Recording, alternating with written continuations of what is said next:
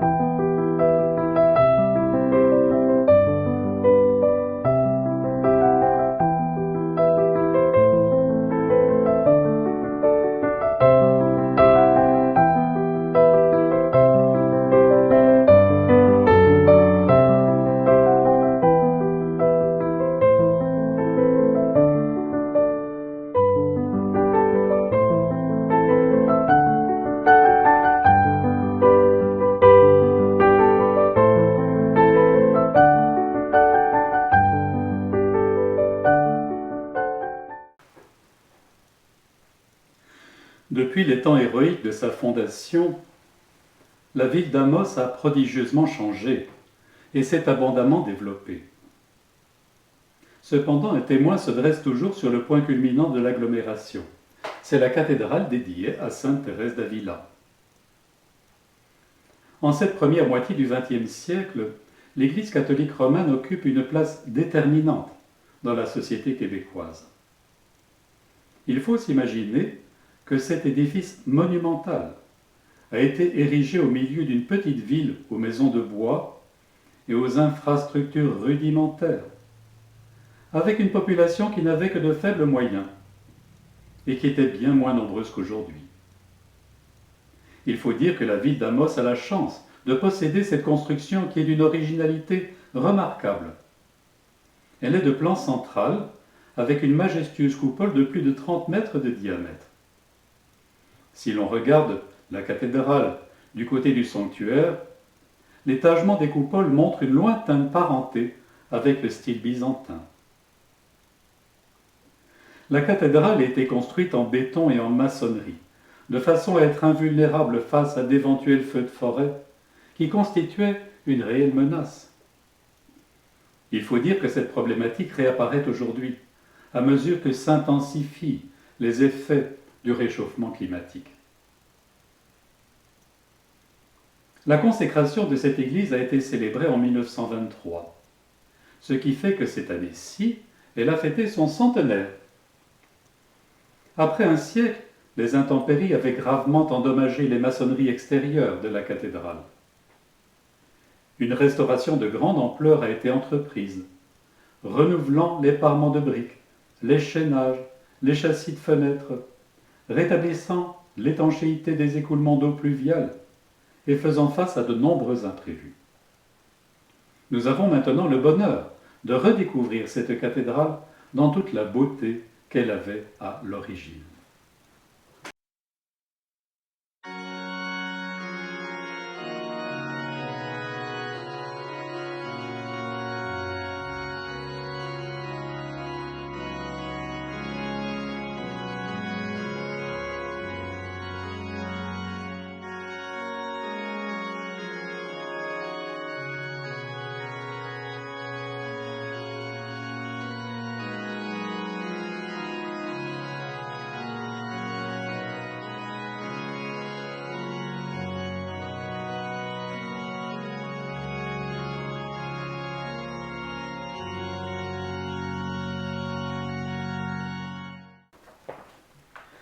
L'extérieur de la cathédrale est orné de plusieurs mosaïques que nous pouvons maintenant regarder de plus près, ainsi que de carreaux de faïence. À l'intérieur, d'autres mosaïques, les grandes orgues, ainsi que des vitraux élaborés en France, embellissent les lieux.